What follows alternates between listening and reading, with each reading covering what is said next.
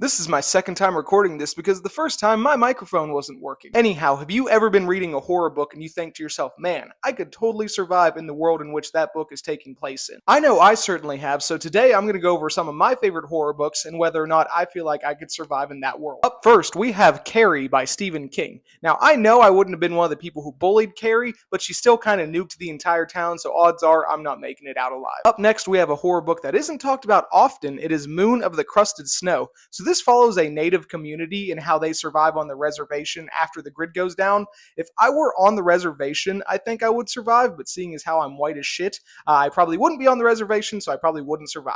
Up next, a book I love to talk about because it is completely insane. We have Fantastic Land. I do like to think I'd survive because I'm a little bit older than most of the characters, hopefully a little bit stronger, hopefully a little bit smarter, just able to keep myself out of trouble, lay low, and make it through until help arrives. This next book definitely served as inspiration for Fantastic Land, and that is World War Z. So I like to think kind of similarly to Fantastic Land that since I'm hopefully a little bit stronger, hopefully a little bit smarter, at the very least have a little bit more fat on me so I could go longer without food, that I could survive that kind of initial shock of the zombie apocalypse. But that's the thing about the zombie apocalypse. We don't really know what's going to happen until it happens. So I like to think I would survive, but who really knows? And finally, we have a real doozy of a book, The Stand. I would absolutely not survive. If the initial virus that killed like 99% of the population didn't wipe me out, I would immediately end up just dying because I wouldn't want to survive. With that many people gone, I would have no reason to go on. I'm not one of those people who would like live out of spite or live to try to find further purpose. Nope, I would just lay down and die. So yep,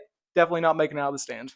Anyhow, those are my thoughts on those 5 books. Let me know what you guys think in the comment section down below, and let me know some horror books / horror universes in which you think you would or maybe wouldn't survive. I'd love to hear all about it. And as always, thank you guys so much for watching, and please be sure to follow along for more book and reading related content.